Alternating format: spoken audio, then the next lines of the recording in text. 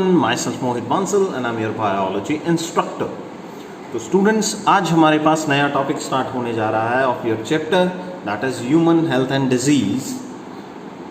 इसमें हम इम्यूनिटी के सारे एस्पेक्ट्स को देख चुके हैं, हम इम्यून सिस्टम्स के बारे में जान चुके हैं, हमने प्राइमरी और सेकेंडरी रिस्पॉन्स के बारे में देखा, हमने एंटीबॉडी और एंटीजन के बारे में देखा। आज हमारे पास जो नया टॉपिक आ रहा है दैट इज़ वैक्सीनेशन। और आज के टाइम में बहुत ही हॉट फेवरेट टॉपिक है, कारण कोरोना टाइम चल रहा है और कोविड के सिचुएशन के अंदर सारे के सारे कंट्रीज किस काम में लगे हुए हैं? वैक्सीनेशन बनाने के काम में। और आप अमेज होंगे ये फैक्ट को जान के कि इंडिया के अंदर जो जीनोम वैली है हैदराबाद साइड के अंदर, that has maximum capability of producing mass batch of vaccines. India पूरे वर्ल्ड का मैक्सिमम वैक्सीन का एक्सपोर्ट करता है। हमारे पास इतना इंफ्रास्ट्रक्चर बिल्टअप है जिससे हम करोड़ों लोगों के लिए एक ही बैच में बहुत ज़्यादा अमाउंट में वैक्सीन्स की डोज तैयार कर सकते हैं। So the world is watching upon us. उन्हें ये लग रहा है कि इंडिया कुछ ना कुछ बना के देगा। अगर किसी और कंट्री ने भी वैक्सीन ईजाद कर ली, सपोज अमेरिका ने कर ली, हो सकता है रशिया कर जाए, चाइना के बारे में तो सस्पिशियस है, वो तो बता रहे हैं वायरस भी उन्होंने बनाया और वैक्सीन भी उन्होंने ही बना रखी है। इसी वजह से उनका राष्ट्रपति जो है, प्रेसिडेंट, वो मतलब हॉस्पिटल्स के अंदर अगर विजिट भी करता है तो उसके मास्क वगैरह बहुत कम लगा होता है या लो क्वालिटी का लगा होता है। He is vaccinated, he has vaccinated himself from Covid, from corona virus. Okay, तो वैक्सीनेशन के टोटल एस्पेक्ट के बारे में जानते हैं। सबसे पहले वैक्सीनेशन में वर्ड बना है वैका, और ये जो वाका वर्ड बना है that represents a cow. Cow कैसे? सबसे पहली वैक्सीन जो बनाई थी वो एडवर्ड जेनर ने बनाई थी। कैसे बनाई थी? वो एक पर्टिकुलर कंट्री के अंदर, I don't quite remember it's name, वो किसी पर्टिकुलर कंट्री का जब वहाँ पे रह रहा था तो उस जगह पे स्मॉल पॉक्स की बीमारी फैली हुई थी। अब उसने क्या ऑब्जर्व किया कि उस जगह पे काउ पॉक्स के भी थोड़े बहुत स्ट्रेन्स फैले हुए थे। जो मिल्क मेड होते हैं, यानी जिन्हें हम पंजाबी भाषा के अंदर दूध बेचने वाले कहते हैं, दूधी कहते हैं, तो उन लोगों, वो लोग काउ पॉक्स की वजह से काउ पॉक्स के स्कैब्स के एक्सपोजर में आ रहे थे। अच्छा, इस वजह से क्या हुआ?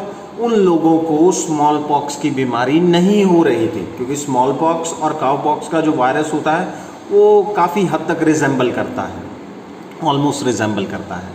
तो मिल्क मेड्स में ऐसा क्या खास हुआ कि उन्हें स्मॉल पॉक्स की बीमारी नहीं हो रही थी?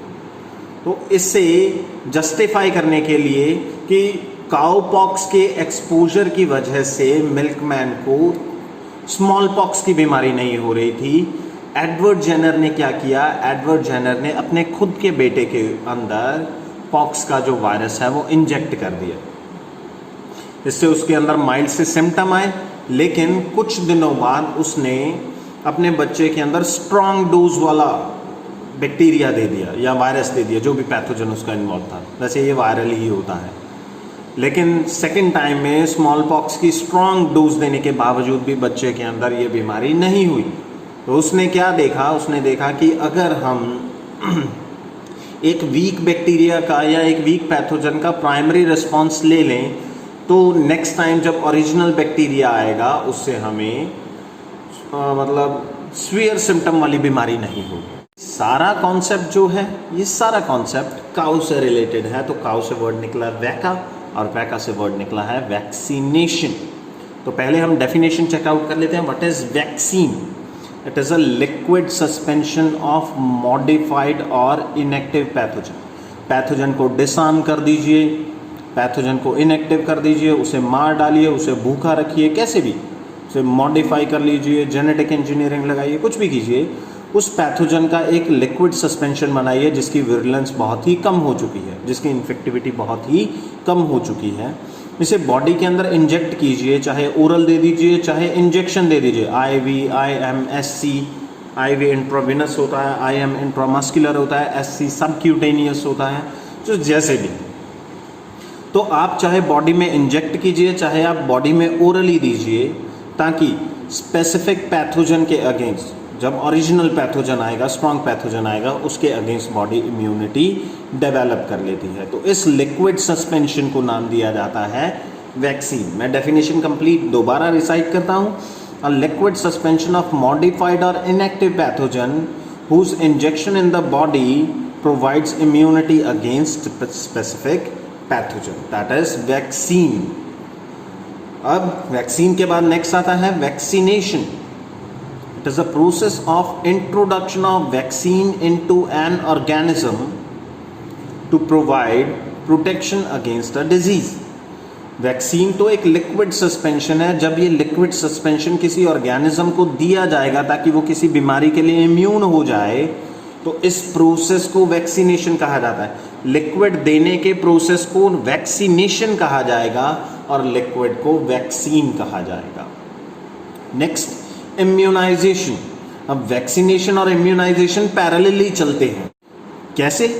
जैसे मैं आपको फार्मेकोलॉजी समझाऊं, जब आप कोई ड्रग लेते हैं तो दो चीज़ें होती हैं, what drug does to the body and what body and how body responds to the drug. जब ड्रग आपकी बॉडी में जाएगी तो वो क्या करेगी बॉडी के साथ, प्लस बॉडी उस ड्रग के लिए कैसे रिस्पॉन्ड करेगी, दो चीज़ें होती है। तो सेम चीज़ यहाँ पे है, किसी इंसान को वैक्सीन देना इज वैक्सीनेशन, और उस वैक्सीन के रिस्पॉन्स में बॉडी इम्यून सिस्टम को प्रोवोक करके एक लाइन ऑफ डिफेंस तैयार कर लेती है, वो इम्यून हो जाती है for a particular pathogen, antigen और disease. That process of getting ready is called as immunisation. आप जो पेशेंट को या आप जो किसी पर्सन को देंगे दैट इज वैक्सीनेशन, आगे से उसकी बॉडी तैयार हो जाएगी, दैट इज इम्यूनाइजेशन। तो माइनर सा डिफरेंस है, किस बिहाफ पे आप बात कर रहे हैं। या तो आप एक नर्स हैं जो कि ड्रॉप डाल रहे हैं किसी बच्चे के मुंह के अंदर ओरल पोलियो वैक्सीन को, तो वो जो बच्चा है जब उसे वो ड्रॉप पिलाई गई, दैट प्रोसेस इज वैक्सीनेशन। अब बच्चा पोलियो के लिए इम्यून हो गया, दैट इज इम्यूनाइजेशन। बच्चे की बॉडी ने जो किया दैट इज इम्यूनाइजेशन। जो आपने बच्चे को दिया दैट इज वैक्सीनेशन। तो इसमें माइनर सा डिफरेंस है, जरा चेकआउट कर लीजिएगा। वैक्सीनेशन का बेसिक प्रिंसिपल, इस पे बेस्ड क्वेश्चन आता है, आपसे डायरेक्टली प्रिंसिपल पूछा जाएगा ऑन विच वैक्सीनेशन वर्क्स। तो वैक्सीनेशन का जो बेसिक प्रिंसिपल है वो मैंने लास्ट वीडियो लेक्चर के अंदर आपको करवाया था। क्या है? A secondary response is always faster, more intense and rapid as compared to primary response। जब प्राइमरी रिस्पॉन्स बॉडी डेवलप कर लेती है, उसके बाद में सेम पैथोजन जब बॉडी के अंदर आएगा तो उसके लिए ज़्यादा स्ट्रॉन्ग यानी ज़्यादा इंटेंस, ज़्यादा फास्ट और ज़्यादा रैपिड रिस्पॉन्स बनाया जाएगा, जिससे पिछली बार की तरह बॉडी बीमार नहीं होगी। बिना बीमार हुए ही बॉडी उस पैथोजन को एलिमिनेट कर देगी। That is the basic principle. और आप इसकी वजह जानते हैं क्योंकि पहले बार में सिर्फ IgM आता है जिसका टोटल कंसंट्रेशन लेस देन 20% है, लेकिन सेकेंड टाइम में हमारे पास IgM के साथ IgG भी बन के आती है जिसकी सीरम कंसंट्रेशन बहुत ज़्यादा है, बहुत ज़्यादा अमाउंट में बनती है, जिससे पैथोजन को ये टाइम ही नहीं मिल पाता है कि वो कहीं पे छिपे या बॉडी के अंदर प्रोलिफरेट कर पाए। IgM अभी भी थोड़ा कम कंसंट्रेशन में बनती है तो बैक्टीरिया के बचने के चांसेस है, जिस वजह से आप बीमार पड़ते हैं। लेकिन IgG जब बन गया, उसकी कंसंट्रेशन ही इतनी है, सिंपल सी बात, बैटलफील्ड में 20 सैनिक उतारोगे तो ऑपोजिशन के कुछ सैनिक बच जाएंगे, कुछ छिप जाएंगे। अगर आपने बैटलफील्ड में उतार ही हज़ारों सैनिक दिए तो सामने वाली जो ऑपोजिशन है उसके लिए बचना भी मुश्किल हो जाएगा, उसके लिए छिपना भी मुश्किल हो जाएगा। इसी वजह से कहा जाता है सेकेंडरी रिस्पॉन्स हमेशा फास्टर, इंटेंस एंड रैपिड होता है। तो if we deliberately take weak, dead और processed pathogen which is having specific antigen, body sets up a primary response. लेकिन जब बॉडी किसी ओरिजिनल लाइव और स्ट्रॉन्ग पैथोजन को इसके बाद में एक्सपीरियंस करती है, एनकाउंटर करती है, जिसपे सेम एंटीजन लगा है, तो बॉडी में इस बार बनेगा सेकेंडरी रिस्पॉन्स। इसमें मेमोरी सेल, एंटीबॉडीज बहुत अच्छे तरीके से पार्टिसिपेट करती है। तो ये था बेसिक प्रिंसिपल ऑफ वैक्सीनेशन। तो नेक्स्ट टॉपिक है मेरा वैक्सीनेशन के टाइप्स। ये 3 जनरेशन में बताई जाती हैं और 3 जनरेशन इसकी स्टडी करनी होती है हमने। कई बुक्स क्या करती हैं, जनरली 1 या 2 टाइप को एक्सप्लेन कर देते हैं। मैं आपको एक कंप्लीट प्रोफाइलिंग दे रहा हूँ जो हो सकता है आपकी बुक्स के अंदर आपको ना मिले। तो अगर आप बुक के अकॉर्डिंग जा रहे हैं, आप कॉम्पिटिटिव की तैयारी नहीं कर रहे हैं, तो जो आपके बुक में देखे हैं उससे मैच कीजिएगा, उन्हें मेमोराइज कर लीजिएगा, वरना डिटेल तो मैं आपको करवाने जा ही रहा हूँ। तो फर्स्ट जनरेशन में खास क्या होगा, आपकी बॉडी में डायरेक्टली पैथोजन ही डाला जाएगा, that is first generation. What is second generation, इसमें सीधा पैथोजन नहीं डाला जाएगा, पैथोजन के एंटीजन्स डाले जाएंगे आइसोलेट करके। नंबर थर्ड जनरेशन के अंदर ना तो पैथोजन डाला जाता है ना ही उसके एंटीजन डाले जाते हैं।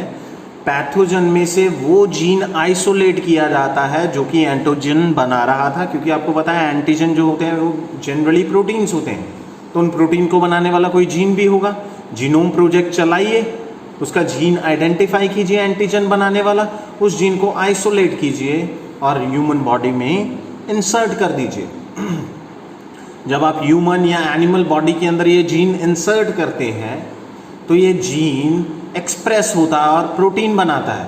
वो एंटीजेनिक प्रोटीन बनाएगा जिससे आपकी बॉडी ऑटोमेटिकली उसके लिए प्राइमरी रिस्पॉन्स बना लेगी। लेकिन ध्यान में रखिएगा, जब आप ये प्रोसेस करवाते हैं या जब ये प्रोसेस किया जाता है, जो जीन फॉरेन जीन जो कि पैथोजन में से आपने निकाला था वो किसी मॉर्टल सेल में ही डालना होता है। मॉर्टल सेल कौन सी होती हैं, जिनका स्पेसिफिक लाइफ पीरियड होता है। जैसे कोई पर्टिकुलर लिम्फोसाइट है जिसका लाइफ पीरियड कितना है, मैं कह देता हूँ कि 7 दिनों का लाइफ पीरियड है। तो 7 दिन जब तक वो सेल जिंदा रहेगी, वो डिवाइड करके नई सेल बनाने वाली सेल्स ना हो। जैसे एक लिम्फोसाइट से 2 लिम्फोसाइट नहीं बनती हैं, वो बोन मैरो में मदर सेल से ही बनती है। आपकी स्किन नो डाउट ऐसे होती है कि 1 सेल से 2 सेल, 2 से 4, 4 से 8, ऐसे नहीं। ऐसी किसी सेल में मत डालिएगा, उसे किसी ऐसी सेल में से डालिएगा जो कि किसी मदर सेल से बनती हो। जैसे आरबीसी हो गए, वो किसी मदर सेल से बनते हैं, लेकिन आरबीसी का यूज इसलिए नहीं करते क्योंकि उसमें न्यूक्लियस ही नहीं होता है। तो किसी लिम्फोसाइट में पैथोजन का एंटीजन बनाने वाला जीन डालिए, वो पर्टिकुलर होस्ट सेल कुछ दिनों के लिए जिंदा रहने वाली हो, वो 6-7 दिन जब तक जिंदा रहेगी एंटीजेनिक प्रोटीन्स बनाती रहेगी और वो एक्सक्रीट होते रहेंगे, जिससे इम्यून सिस्टम प्रोवोक होता रहेगा। जब वो सेल मरेगी, साथ में उसका जेनेटिक मटेरियल डिस्ट्रॉय होगा, साथ के साथ नए एंटीजन बनने बंद हो जाएंगे और साथ के साथ बॉडी जो है तब तक प्राइमरी रिस्पॉन्स सेटअप कर चुकी होगी। 3 तरीके, पहले में डायरेक्ट पैथोजन डालिए, दूसरे में पैथोजन के एंटीजेनिक सरफेस डालिए, तीसरे में एंटीजन बनाने वाले जीन को, डीएनए को डालिए। तो इस तरीके से 3 जनरेशन्स बनती हैं। तो जनरेशन 1 में क्या है, live attenuated and inactivated. Attenuated का मतलब है एक वीक, एक स्टार्व्ड बैक्टीरिया या हम कहें पैथोजन, एक ऐसा पैथोजन जिसे कई दिनों से रिसोर्स मटेरियल नहीं दिया गया है, न्यूट्रिशन नहीं दिया गया है, या एक बहुत ही वीक पैथोजन को आप बॉडी के अंदर एडमिनिस्टर करते हैं। फर्स्ट जनरेशन का लाइव एटीन्यूएटेड पैथोजन सेल जिंदा है इस केस में। ओके, ऐसी किसी वैक्सीन का नाम, एमएमआर वैक्सीन का नाम सुना होगा, जिसमें मीजल, मम्स और रूबेला की कंबाइंड वैक्सीन होती है। छोटे बच्चों को दी जाती है एमएमआर, मीजल, मम्स एंड रूबेला। तो यहाँ पे मैंने एमएमआर लिखने के बजाय सिर्फ rubella and measles full forms लिख दी है। ये लाइव एटीन्यूएटेड का एग्जाम्पल था। उसके बाद में आती है इनएक्टिवेटेड वैक्सीन्स। इसमें dead non replicating pathogen body में एडमिनिस्टर किया जाता है। याद रखिए, लाइव में जिंदा पैथोजन था, इसमें डेड पैथोजन है। अब जब पैथोजन डेड हो चुका है, वो आपकी बॉडी में मल्टीप्लाई नहीं कर सकता है, दैट मीन्स बॉडी को मिनिमम प्रॉब्लम है इसके साथ कि ये बॉडी में जाके प्रोलिफरेट करके कहीं बॉडी को स्वीयर इन्फेक्शन ना कर दे। सिंपल सी बात, आप पोलियो का वीक पैथोजन देना चाहेंगे या पोलियो का डेड पैथोजन देना चाहेंगे? अगर आपने वीक दिया, इन केस वो आगे जाके बॉडी में स्ट्रांग हो गया, क्योंकि वो वायरस है, वायरस वैसे ही डेड होते हैं, वायरस वैसे ही इनर्ट होते हैं बॉडी के बाहर, तो आपने एक ऐसा वायरस या एक ऐसा पैथोजन बॉडी में एडमिनिस्टर किया जो कि बहुत ही मतलब वीक ना कहिए, वो डेड हो चुका है। अब वो बॉडी के अंदर प्रोलिफरेशन करने की कैपेबिलिटी नहीं रखता है, उसके सरफेस पे एंटीजन तो लगे होंगे जिससे इम्यून सिस्टम प्रोवोक हो जाएगा, लेकिन वो बॉडी में मल्टीप्लाई नहीं कर पाएगा। एग्जाम्पल है influenza and oral polio vaccines. Okay, oral polio vaccine पे बेस्ड एक हमारे पास टॉपिक भी आएगा इन फ्यूचर, जिसमें हम ओरल पोलियो वैक्सीन के टोटल फ्लो चार्ट को देखेंगे कि इसका जो इम्यूनाइजेशन प्रोग्राम होता है, जिसे PPIP pulse polio immunisation programme कहा जाता है, इसमें क्या क्या फेजेस होते हैं, कब बूस्टर डोज देना है, कब सिंपल डोज देना है, कितने महीने के डिफरेंस पे देना है, ये हमारे सिलेबस में है, वो हम इन फ्यूचर करेंगे। तो इन्फ्लुएंजा एंड पोलियो की जो वैक्सीन होती है उसमें इनएक्टिवेटेड यानी डेड पैथोजन होता है।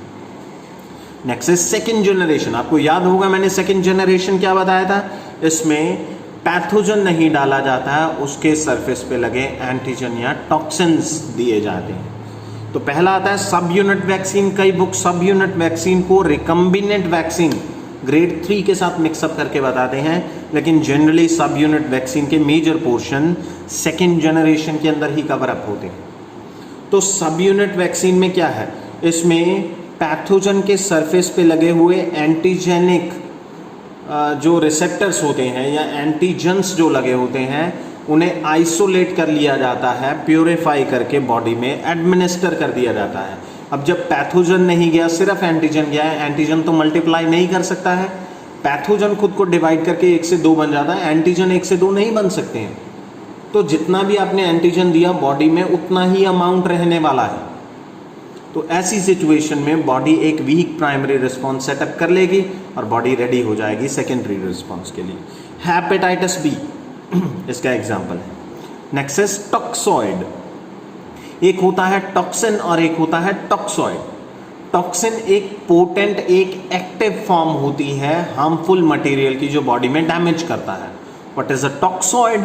टॉक्सॉइड एक मॉडिफाइड टॉक्सिन होता है जिसमें पैथोजेनिसिटी या मैं कहूँ कि उसमें बॉडी को डैमेज करने की कैपेबिलिटी बहुत कम हो चुकी है।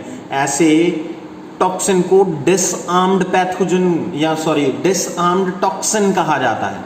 यानी ये बॉडी में डैमेज करने के लिए तो केपेबल नहीं है, लेकिन हाँ इसके सरफेस पे लगे हुए शेप्स की वजह से ये बॉडी के अंदर प्राइमरी रिस्पॉन्स सेटअप करने में केपेबल है। These are deactivated disarmed toxins which are made harmless but they can trigger the immune response. They are called as toxoid.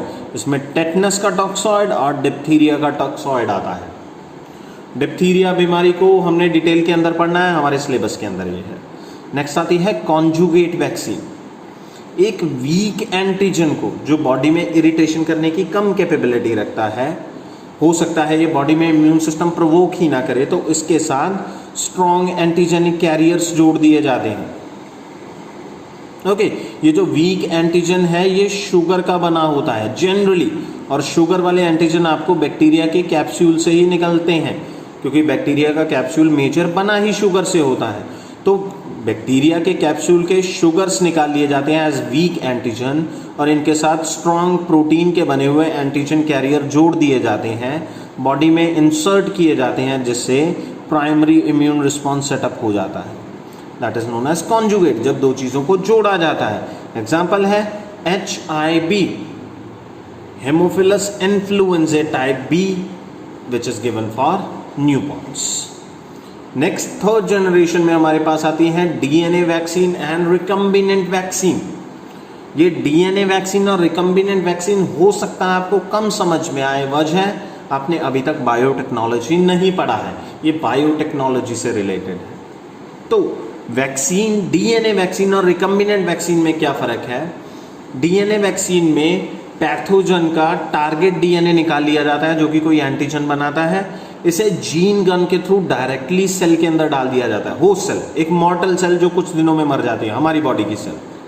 अब जब तक वो सेल जिंदा रहेगी 4-5 दिनों तक, वो इम्यून रिस्पॉन्स बनाने के लिए एंटीजन्स बनाती रहेगी। लेकिन इसमें दिक्कत क्या होती है, ऐसे जीन गन से सीधा DNA इंजेक्ट करने के केस में कई बार ऑन्कोजीन्स एक्टिवेट हो जाते हैं। What are oncogenes? These are cancer causing genes. तो इसी वजह से डीएनए वैक्सीन्स का बहुत ही लिमिटेड यूज़ है, और जितना भी यूज़ होता है वो वेटनरी पर्पस के लिए होता है। ह्यूमंस के अंदर इसके बहुत कम ट्रायल्स चलते हैं, कारण ये ऑन्कोजेनिक ट्रांसफॉर्मेशन करने में केपेबल है। एक नॉर्मल प्रोटो ऑन्कोजीन जो कि आपके रूटीन सेल साइकिल को कंट्रोल कर रहा है, उसे ऑन्कोजीन में कन्वर्ट कर देती है। एक ऐसा जीन जो कि आपके सेल साइकिल की स्मूथनेस या उसकी जो भी हमारे पास सिमेट्री होती है उसे बिगाड़ देता है, जिससे ट्यूमर्स बनना शुरू हो जाते हैं। तो डीएनए वैक्सीन हुआ। नेक्स्ट आता है रिकम्बिनेंट वैक्सीन। एक तरीके से डीएनए को इंसर्ट कराना होस्ट सेल के अंदर। वो कैसे तरीका हो सकता है? आपने बैक्टीरिया में प्लाज्मिड पढ़ा था, एक्स्ट्रा न्यूक्लियर जेनेटिक मटेरियल होता है, उसे निकालिए, उसमें कट लगाइए, उसमें टारगेट जीन डालिए, इस प्लाज्मिड को होस्ट सेल के अंदर डालिए, और होस्ट सेल के अंदर जब प्लाज्मिड अपना एक्सप्रेशन देगा, साथ के साथ आपके एंटीजेनिक प्रोटीन्स भी बनने शुरू हो जाएंगे। उन्हें प्योरीफाई कीजिए, बॉडी में एडमिनिस्टर कर दीजिए, दैट इज़ रिकम्बिनेंट वैक्सीन। इसमें वाइड रेंज ऑफ टारगेट लिए जाते हैं, जैसे हेपेटाइटिस बी, इसके अलावा H1N1 वायरस, ये सारे के सारे थर्ड जनरेशन रिकम्बिनेंट वैक्सीन के एग्जाम्पल हैं। So this was all from today, the topic of vaccination. Next video lecture में हम MHC के बारे में देखेंगे। आज के लिए फ़िलहाल इतना ही है। Thank you.